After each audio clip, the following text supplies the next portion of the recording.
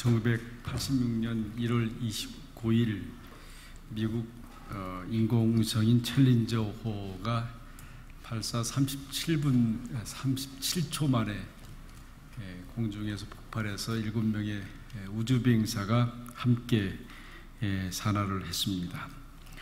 그 사진을 볼 때마다 늘 죄책감이 느껴집니다. 아마 사진 보신 분들 계시겠지만 그 폭발하는 장면이 굉장히 아름답습니다. 꼭 백조의 그 모습하고 같습니다. 늘 그 사진을 볼 때마다 마음이 아픕니다. 근데 이런 엄청난 큰 인공위성이 폭발하게 된 원인은 그 작은 고무 링 하나였다고 합니다. 발사하기 직전에 그 마지막 점검을 하면서 그 부속을 만든 회사에서 발사하면 안 된다고 그랬다고 합니다. 약간 부식이 있어서. 그런데 나사에 있는 사람들은 그 별 문제가 아니다, 괜찮다고 해서 이제 발사를 했는데 결국 37초 만에 공중에서 폭발하게 됩니다. 2010년에 우리나라에서 처음으로 위성을 발사했는데 1차, 2차 다 실패하게 됐죠. 3차가 성공하게 되는데 1차 때 2분 만에 이제 발사해서 폭발을 하게 되는데 그 원인은 러시아에서 만든 작은 나사가 하나 원인이었다고 합니다. 어떻게 보면 그렇게 많은 부속을 가지고 만들어진, 그야말로 아마 그걸 만들 때 모든 사람들이 심혈을 기울이고 많이 점검을 했을 거라고 생각이 됩니다. 그런데 정말 작은 것 하나를 무시해서 전체를 잃어버리게 되는 이런 모습을 우리가 보게 됩니다. 우리가 되게 보면 문제는 되게 큰 데서 문제가 생기는 것이 아니라 항상 작은 데서부터 문제가 생기는 것을 보게 됩니다. 그래서 이 작은 것 하나가 얼마나 중요한 것인가 하는 것을 보게 됩니다. 여러분, 우리가 살아가면서 늘 불행하냐 행복하냐 하는 질문은 항상 스스로에게 질문하지 않습니까? 내 인생이 좀 불행하다, 아니면 내 인생은 좀 행복하다. 아마 행복한 시간보다는 불행한 시간이 훨씬 더 많이 기억되어지고 또 훨씬 더 많이 이렇게 이야기가 될 수 있습니다. 그런데 그 행복하지 않고 불행하다라고 하는 그 원인이 뭘까? 사실은 큰 데 있는 것이 아니죠. 성공해서 행복한 것이 아니고 실패해서 불행한 것이 아니라 사실은 작은 데서부터 시작이 됩니다. 그걸 몇 가지로 정리해 보면, 첫째는 자기 자신을 우상화하는 데 있습니다.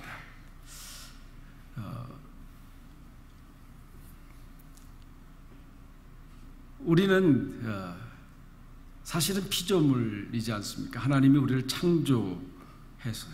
그러니까 하나님의 피조물로 있는데 하나님을 섬기는 것이 아니라 자기 자신을 우상화하는 데 문제가 있다고 하는 거죠.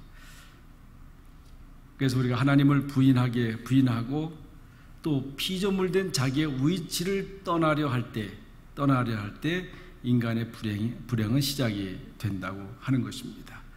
그래서 우리가 제일 인생에서 중요한 것은 하나님을 인정하는 것입니다. 그리고 하나님의 뜻 아래에 있는 자기를 인정하는 것, 하나님의 섭리 속에 있는 자기를 인정하고 살면 크게 문제가 사실은 없습니다. 내게 주신 은혜, 우리가 절망하고 실망하고 낙담하는 이유 가운데 하나는 뭐냐면, 하나님이 나는 사랑하지 않았다, 내게는 은혜를 주시지 않았다라고 하는데 사실은 절망하게 된다는 말이죠. 우리가 은혜 받은 자로 사는 것을 확실하게 고백하면 우리는 절망하지 않습니다. 하나님의 은혜로 모든 고백하는 것, 아프거나 또 건강하거나 또 실패하거나 성공하거나 이 모든 것이 하나님의 은혜였다라고 고백하는 사람은 어디 가서나 행복해요. 여러분, 행복은 강벽을 많이 하는 사람에게 사실 행복은 주어진다고 생각합니다. 혹시 여러분 식당에서 밥 먹을 때, 식사할 때 그런 생각 해보지 않으셨습니까? 내가 물론 돈을 주고 먹는 거지만 정말 이렇게 맛있는 음식이 있을까? 맛있는 음식이 있을까? 제가 요새 한국에, 그게 한국 고구마는 아닌 것 같은데, 고구마를, 저희 집은 고구마를 올해 한 벌써 4-5박 사다 먹은 것 같아요. 그저 식사 대용으로 그게 부어서 놓으니까 참 좋더라고요. 이제 고구마를 먹을 때마다 이렇게 마실 수 있을까? 그저 하나 먹고 2개 먹고 그러면 먹을 때마다 그런 마음이 들어요. 천국이 따로 있는 것이 아니라 바로 이 고구마 하나 먹을 때, 그죠? 감격하지 않으세요? 뭐 하나 먹을 때 감격하는 거예요. 저는 그러한 고백이 바로 천국의 삶의 고백이고 그것이 행복이라고 생각이 됩니다. 그런 감격이 많으면 많을수록 사실 그 사람은 행복한 거 아니겠어요? 두 번째는 자기에게 하나님이 특별한 은사를 다 주셨어요. 특별한 은사를 주셨는데 자기에게 특별하게 주신 은사는 소홀히 여기고 남의 은사를 부러워하는 거죠. 남의 은사를 부러워하는 거죠.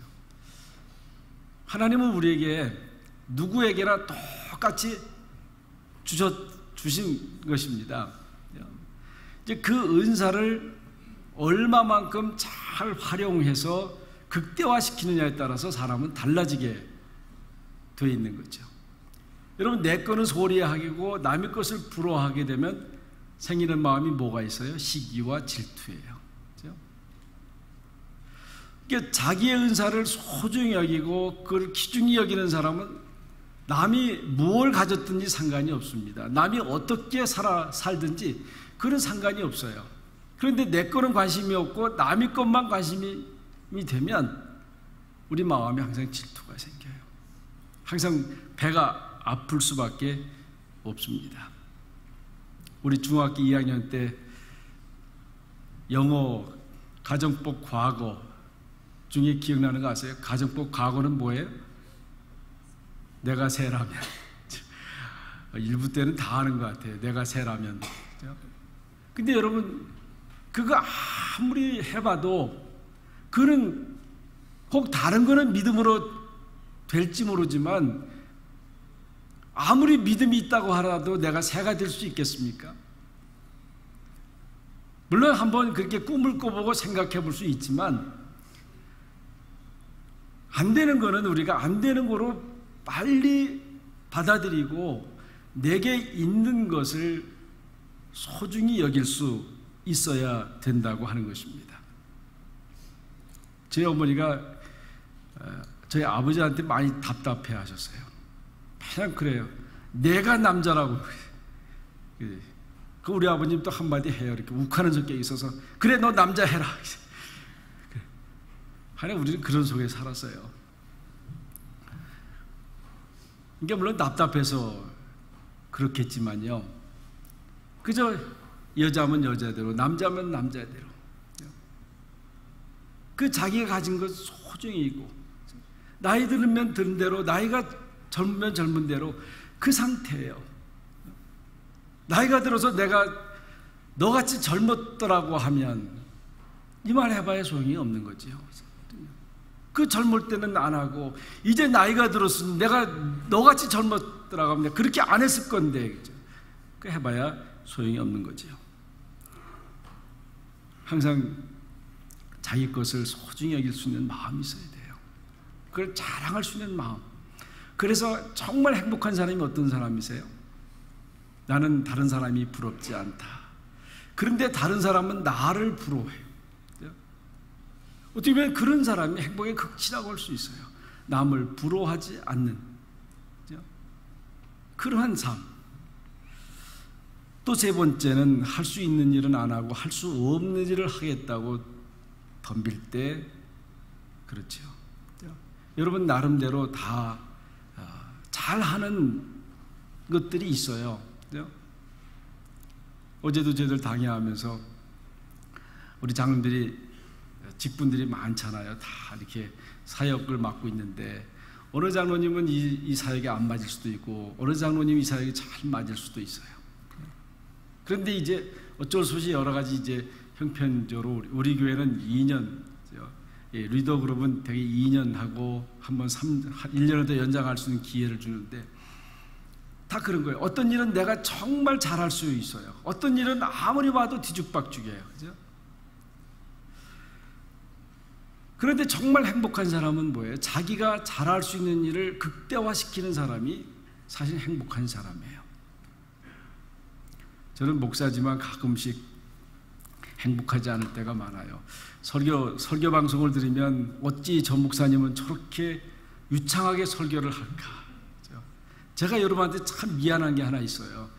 가끔씩 여러분이 정말 말씀을 잘 해석하고 말씀을 유창하게 하고 그래서 귀에 잘 설득력도 있는 목사를 만나면 훨씬 더 신앙생활도 더 잘할 건데 저는 말이 어눌해요. 누구를 설득시키는 거에 대해서는 굉장히 빵점이에요. 그래서 대개 사람들한테 한 3번 정도 얘기하고 그냥 언제도 말씀드렸지만 안 하면 내가 하지.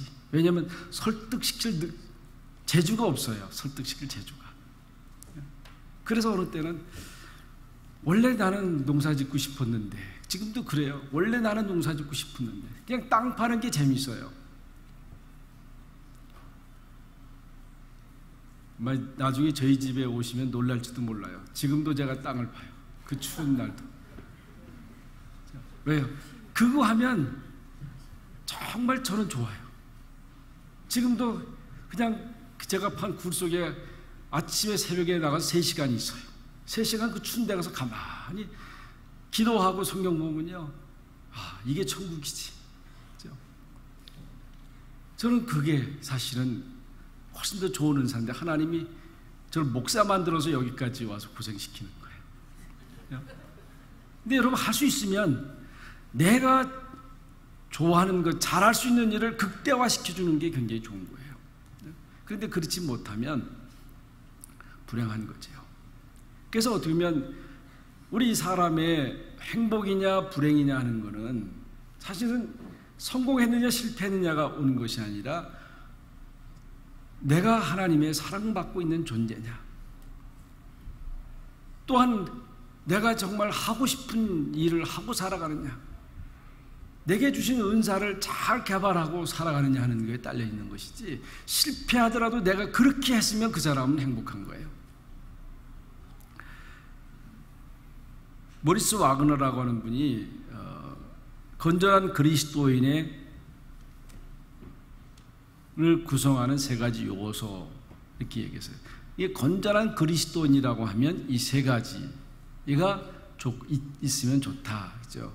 그렇게 하면 그 사람은 건전한 그리스도인이 된다 이렇게 하는데 무슨 얘기냐면 사랑받고 있다는 소속감, 그죠? 내가 사랑받고 있다는 그걸 항상. 또 하나는 자신의 가치가 굉장히 중요하다고 하는 생각이죠. 나는 정말 내 가치가 쓸모없는 게 아니라 정말 중요하다.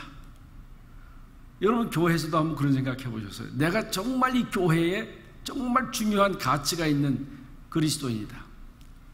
또 하나는 어떤 상황에서도 할 수 있다라고 하는 자신감, 어떤 상황에도 할 수 있다는 자신, 이 3가지가 건전한 그리스도인의 자화상을 만들어간다는 거예요. 여러분 사랑받고 있다고 하는 생각, 여러분 이 좋은 가정이라고 하는 것은 전 그렇다고 해요. 많은 유산을 남겨주는 그런 가정이 아니라 골고루 사랑을 주고받고 한 그런 가정.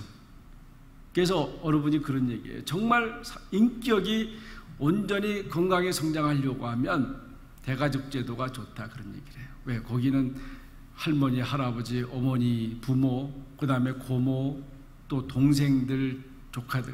옛날에 우리 때는 그렇게 살았어요. 저희 집도 우리 어머니가 하루에 쌀 3마를 밥을 했대요.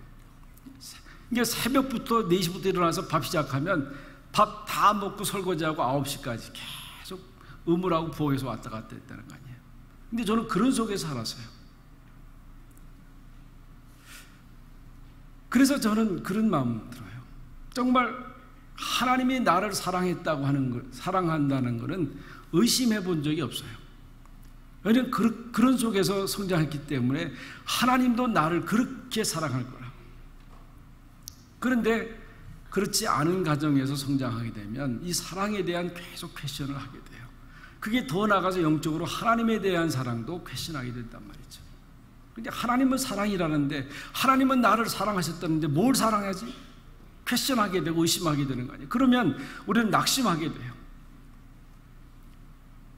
어느 분이 하나님은 안 계시다 그랬대요. 전도를 하니까 하나님은 안 계시다. 계속 그런 거예요. 이게 전도가 안 되는 거예요. 그래서 이분이 한번 꼭 내 소원 좀 들어달라고. 무슨 소원이냐 그랬더니 산 꼭대기에 올라가서 하나님은 안 계시다라고 100번만 외치고 내려왔으면 좋겠다고. 물론 그 전에 잘 이렇게 했겠죠. 그래서 이분이 그래 사랑하는 친구의 소원도 소원 하나 못 들어주겠나 그래서 산 꼭대기에 가서 100번을 하나님은 안 계시다 막 외쳤대요. 그 마지막에 하나님이 그에게 내가 여기 있느니라 그랬더래요. 내가 여기 있느니라. 그때서야 이 친구가 그 앞에 꼬꾸라져서 예수를 믿게 됐다고요. 여러분 때로 하나님의 사랑에 대해 의심이 되고 하나님의 사랑에 대해서 느껴보지 못하면 한번 저도 여러분에게 그렇게 권해보고 싶어요. 한번 믿져야 본전이라고 생각해서 산에 올라가셔서 하나님이 나를 사랑했다고 한번 100번만 외쳐보세요. 정말 하나님이 나를 사랑했다는 확신을 갖게 될 줄 압니다. 나는 하나님의 자녀라고 한번 100번만 외쳐보세요. 큰 소리로. 그러면 정말 나는 하나님의 자녀됨을 확신할 수 있어요. 제일 중요한 것이 바로 그거예요. 나는 하나님의 사랑받는 자녀라고 하는 자기 존재의식을 갖는 것. 그리고 우리 빌립보서 4장 13절에 내게 능력 주시는 자 안에서 내가 모든 것을 할 수 있느니라. 우리 그리스도인들이면 너무 좋아하는 말씀. 내게 능력 주시는 자 안에서 내가 모든 것을 할 수 있다. 다시 말하면 하나님이 능력 주시지 않으면 내가 할 수 있는 일이라는 건 아무것도 없어요. 하는 것 같지만 그건 위선이고 겉껍질이에요. 정말 내가 할 수 있는 것은 하나님이 능력 주실 때 하나님 능력을 왜 주세요? 필요하기 때문에 주시는 거 아니에요? 필요하기 때문에. 군인을 전쟁터 내보낼 때 군인이 자기가 총구에서 나갑니까? 자기가 군복 사서 나가요? 그렇지 않잖아요. 정부가 총 주고 정부가 군복 사주고 먹을 것 주고 왜요? 나라를 지키기 위해서 필요하기 때문에 싸움에서 이길 수 있도록 그렇게 무장시켜주는 거예요. 적어도 하나님이 나를 필요로 한다고 하는 사실을 믿으면요, 내 고백은 어떻게 나와요? 나는 할 수 있습니다. 여기서 자신감이 생기는 거예요. 정말 여러분 하나님이 필요한 사람이라고 믿고 살아갑니까? 하나님이 필요해서 여기 들여다 놓았다고 생각하십니까? 그게 믿어지면 내 앞에는 불가능한 거라는 게 없는 거예요. 할 수 있다라고 고백하게 돼요. 거기서 사명의식을 갖게 되는 것입니다. 또 하나는 하나님이 나를 너무너무 소중히 여겨요. 그죠? 하나님이 나를 소중히 여기십니다. 나를 굉장히 필요로 하세요. 그러면 나뿐만 아니라 옆에 있는 그 지체도 하나님이 필요로 하시고 하나님이 사랑하세요. 나를 필요로 하고 나를 사랑하는 것처럼 내 옆에 있는 분도 하나님이 사랑하시고 하나님이 필요한 존재라고 하는 의식이 뭐냐면 바로 지체의식이라는 거예요. 지체의식. 나만 소중한 게 아니에요. 그래서요, 우리가 살아가면서 옆에 사람이 상처받을까, 옆에 사람이 힘들어할까 봐 아마 어머니들이 다 비슷하지만요. 저희 어머니가 늘 막 시골에서 농사져가면서 자식들 가르치려고 못 입고 못 먹고 이렇게 하시면서 어머니 이제 옷 좀 좋은 거 사 입으세요. 어머니 이제 시골에 냉장고 좀 하나 사놓으세요. 그럼 어머니들이 하는 말이 있어요. 나는 괜찮다. 너만 잘 되면. 저는 그 말이 있지 않아요. 나는 괜찮다고. 너만 잘 되면. 너만 행복하고 너만 잘 살 수 있으면 내가 이쯤 고생하는 것은 아무것도 아니라고요. 아무것도 아니라고. 여러분, 그게 뭐예요? 바로 지체 의식이라고 하는 거예요. 소중해요. 그래서 오늘 22절에 보면 눈이 손도로 내가 너를 쓸데없다 하거나 머리가 발도로 내가 너를 쓸데없다 하거나 하지 못하리라. 다 필요한 거라는 거죠.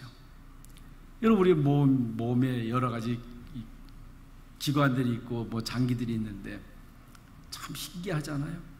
그 수많은 장기 이 기관들이 서로 안 부딪히잖아요. 그렇죠? 제가 손을 이렇게 왔다 갔다 하지만 손이 부딪히는 경우가 거의 없어요. 그렇죠? 손이 위로 가면 밑에 손 아래로 가고 옆으로 가면 밑으로 가고. 어느 하나 필요하지 않은 게 없는 거죠. 다 소중한 거죠. 그래서 중요한 것은 하나님이 나를 무엇에 필요로 하실까? 무엇을 필요로 하실까? 나에 대해서. 그리고 지금 내 위치가 어디에 있는지 그걸 깨닫는 거예요. 그걸 알고 난 다음에 그것을 최대한 즐기는 거예요. 손은 손대로 즐기는 거예요. 귀는 귀대로 즐겨요. 눈은 눈대로 즐겨요. 최대한 즐기는 거예요. 저는 죄송하지만 코가 한 80%가 날아갔어요. 그래서 냄새를 잘 못 맡아요. 그래서 제가 방귀를 껴도 나는 못 맡아서 좋아요. 옆에 타고 왔는 우리 집사람은 난리를 쳐요. 무슨 방귀가 이렇게 독하냐고. 그래서 내가 무슨 방귀 꼈어? 낀 걸 알죠, 사실은요. 나 방귀 안 꼈어. 왜냐면 나는 냄새 안 나거든요. 그러니까 뭐가 발달하냐면 혀가 발달해요. 제가 커피를 좋아하는데 새벽에 일어나면 커피부터 끓이는데 원래 커피 향이 저는 이제 집에서 갈아서 드립커피를 이제 해 먹는데 여러분 그 냄새가 향이 정말 좋거든요. 근데 어느 날부터 냄새를 못 맡기 시작했어요. 그러니까 지금은 혀로다가 맛을 이제 음미를 해요. 그러니까 혀가 발달하더라고요. 그러니까 이제는 특별히 냄새 맡을 생각은 잘 안 해요. 대신 입을 가지고 가능한 최대한 즐기는. 그래서 지금은 맛은 잘 알아요. 어쨌든 중요한 것은 그거를 우리가 알고 그것을 최대한 즐길 수 있어야 되는 거죠. 바로 거기에 자기의 존재의 의미라든가 삶의 의미가 있습니다. 여러분, 탕자의 비유를 여러 가지 측면에서 보게 되는데 우리가 잘 알잖아요. 둘째 아들이 미리 아버지 재산을 달라고 그래서 때를 써서 달래서 갖고 나갔다가 상기들하고 먹고 놀고 다 탕진을 했어요. 그 완전히 그야말로 거지가 됐잖아요. 그러니까 둘째 아들이 들어왔어요. 보통 같았으면 욕이라도 한번 해주고 아니면 또 심한 아버지 같은 매라도 한번 때리고 그 다음에 뭐 목욕을 시키든 옷을 입히든 뭐 잔치를 하든 그렇게 해야 되는데 그냥 오자마자 어떻게 했어요? 목욕시켜주고 조언 입혀주고 잔치 보니까 옆에 큰아들은 보니까 사실은 화가 났죠. 누구라도 화가 날 거예요. 그렇죠? 나처럼 이렇게 말썽도 안 피고 아버지 밑에서 열심히 일한 나에게는 별로 관심도 없고 다 재산 탕진하고 몸망쳐 노는 저 아들은 아무 소리 안 하시고 그냥 씻겨주고 옷 입혀 잔치 벌려주는데 그러니까 아버지가 뭐라 그랬겠어요? 성경은 없지만 아마 아버지가 이렇게 얘기했을 거예요. 너는 첫째로 내가 너를 사랑하고 이 아들은 둘째로 내가 사랑한다. 둘째로서 그 아들이 어떻게 살았든지 어떤 모습으로 나타났든지 둘째로 살아가는 거예요. 아마 부모 가진 사람들은 다 똑같은 마음일 거예요. 그렇죠? 그러나 큰아들 입장에서는 질투가 날 수밖에 없는 거죠. 아버지 앞에서는 어떠한 자식도 다 필요한 그러한 자식이라고 할 수 있습니다. 우리가 성경을 읽다 보면 신비한 연합이 세 가지가 있어요. 그게 뭐냐면 삼위일체라는 거예요. 우리가 성부, 성자, 성령 이 삼위일체 그러잖아요. 성경에는 삼위일체라는 말이 없어요. 그렇지만 성경의 여러 가지 그 서신서를 통해서 보면 성부와 성자와 성령이 한 분이다. 한 분이다. 그래서 이제 이거를 어떻게 이해시키느냐 해서 그 사과 갖다 놓고 아이들 앞에서 그렇게 가르쳐요. 이게 뭐냐 이죠. 그럼 아이들이 사과입니다. 그래서 그걸 껍질하고 살하고 속하고 분리시켜놔요. 그 껍질 갖다 놓고 이게 뭐냐 하면 아이들이 껍질입니다. 그렇게 해요. 그건 사과 속입니다. 그렇게 얘기하잖아요. 근데 그게 하나면 뭐예요? 하나를 할 때 사과예요. 이게 삼위일체를 그렇게 신비한 연합이에요. 그러니까 우리가 실제로 이거를 구체적으로 막 피부에 닿게 체험적으로 이 세 분이 한 분이라고 하는 것을 이렇게 딱 하기가 참 쉽지 않아요. 그래서 신비한 연합이라고 해요. 그리고 또 예수님이 하나님인 동시에 인간이다, 사람이다. 그렇죠? 이것 때문에 초대교회에 이단이 많이 나왔어요. 여러분이 우리가 암송하는 사도신경이 바로 그 부분 때문에 사도신경이 나온 거예요. 이게 성경에 사도신경이라는 게 따로 있는 게 아니에요. 그래서 예수님이 하나님인 동시에 인간이라고 하는 것을 그 당시에 제일 많이 넣었어요. 그래서 사도신경에 보면 그 부분이 제일 많아요. 예수님은 하나님인 동시에 사람이다. 그러니까 우리는 지금 그렇게 듣고 그렇게 알고 그렇게 믿기 때문에 그냥 그런가 보다 하지 어떻게 하나님이 인간이 되고 인간이 하나님이 될 수 있겠습니까? 이게 신비한 연합이라는 거예요. 또 하나는 뭐냐면 그리스도를 머리로 한 교회 연합을 얘기해요. 그리스도를 머리로 한. 그러니까 여러분 여기 캘거리도 교회들이 많아요. 근데 우리는 인간의 제약 때문에 그냥 우리 교회, 한인 장로교회 이렇게 얘기하는데요. 사실 여기에 모든 교회는 하나예요. 그리스도를 머리로 하는 연합이에요. 그래서 이게 원칙적으로는 보면요, 머리가 하나이기 때문에 모든 교회들은 분쟁과 갈등이 없게 되어 있어요. 네, 머리의 생각에 따라 움직이는 거기 때문에. 그러나 이제 우리가 보이는 교회는 완벽하지 않기 때문에 교회들 간에 갈등도 있고 어려움도 있지만 바로 이 교회를 머리로 하는 교회 연합체. 그래서 어떤 기관하고도 우리가 함께 가는 거예요. 그래서 우리가 웨클리프도 함께 하잖아요. 그런 이유가 바로 그런 거죠. 근데 이제 그런 연합 속에서 보면 오늘 성경 본문에 22절에 더 약하게 보이는 지체가 도리어 요긴하고 이런 말씀이 있습니다. 약하게 보이는 지체가 더 요긴하다. 그래서요. 우리가 여러분 요새 이제 우리 직장 때문에 고생을 많이 하는 분들이 많은데 저는 그런 생각을 많이 해요. 나를 고급 인력이라고 생각하면 훨씬 더 직장 구하기 어렵지만 내가 고급 인력이라고 생각하지 않으면 일은 많을 것 같다. 모르겠어요. 저는 아직 세상에서 그렇게 일해 보지 않아서 내가 고급 인력이라고 생각하지 않으면 훨씬 더 일할 수 있는 범위가 많아져요. 한국도 그래. 청년들이 지금 뭐 백수백수하지만 제가 사는 시골에 가면요 사람이 없어요. 사람이 없어요. 물론 봉급을 작게 줘서 그렇긴 하지만 봉급 작게 줘도 내가 좀 저급한 인력이라 생각하면 얼마든지 일하고 먹고 살아갈 수 있어요. 그런데 그렇지 않아요. 여러분 보면 고급 인력보다 더 중요한 게 누구예요? 밑에서 일해주는 사람들 더 중요한 거예요.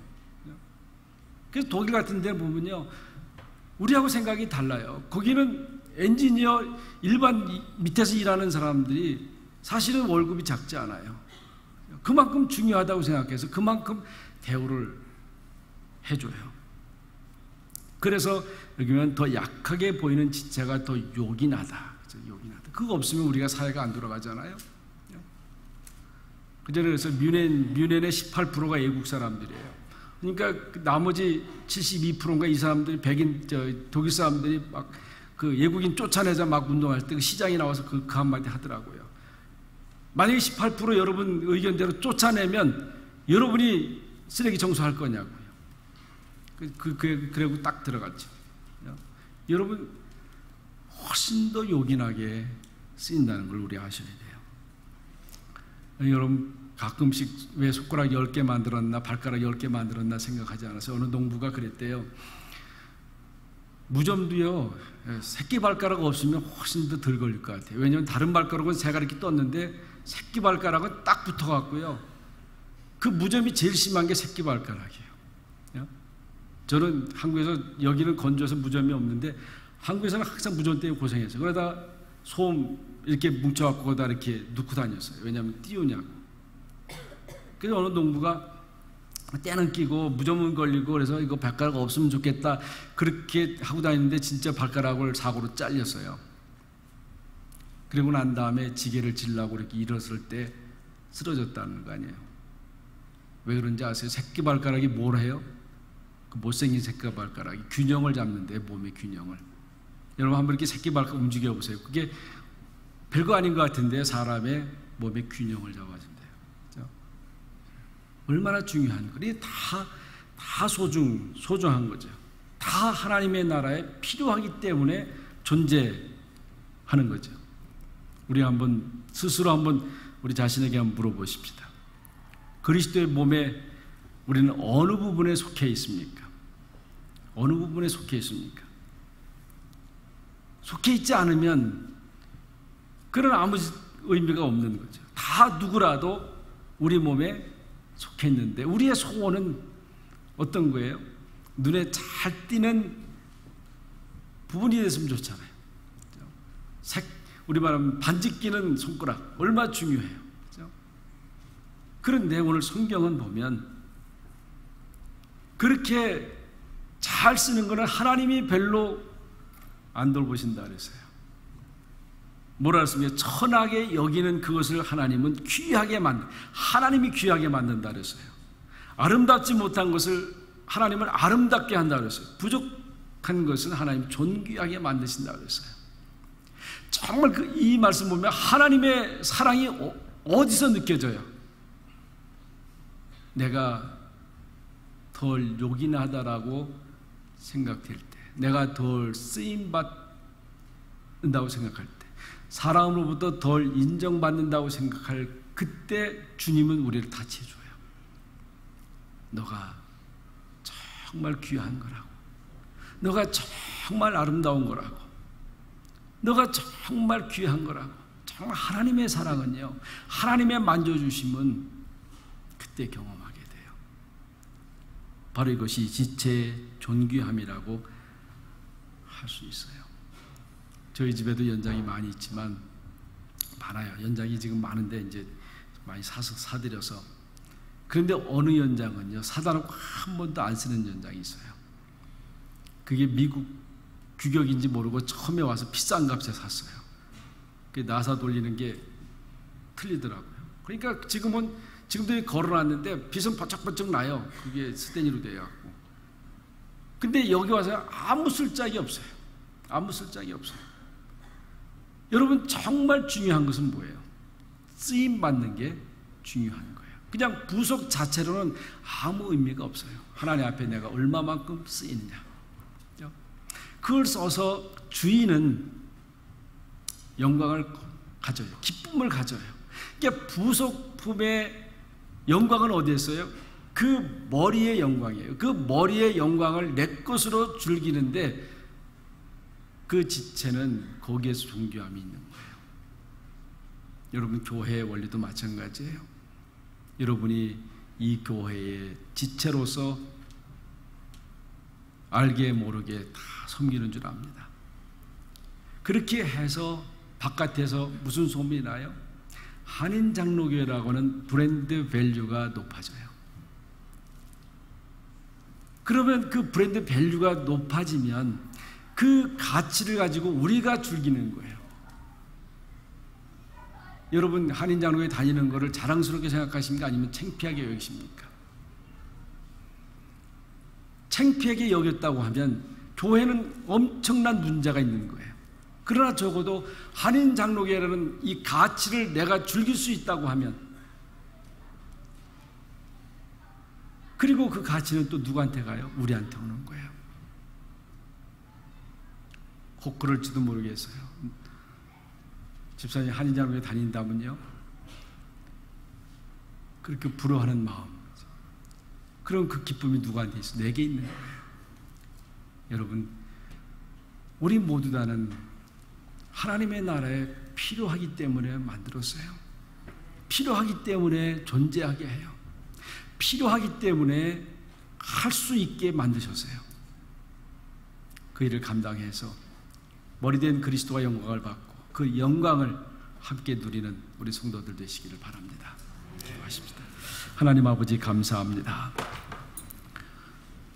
저희들을 주님의 자녀로 특별히 택해 사랑해 주시고 이제 하나님의 몸된 교회를 이루어가는 지체로 삼아주심을 감사합니다. 이제 하나님 나의 나됨의 본분을, 그 위치를 잘 깨달아 알게 도우시고 그 가운데 지체된 그 기능을 잘 감당해서 몸된 하나님의 교회가 영광이 되게 하시고 그 영광 중에 또한 저희들 기쁨을 함께 나눌 수 있도록 축복해 주옵소서. 예수님의 이름으로 간절히 기도하옵나이다. 아멘.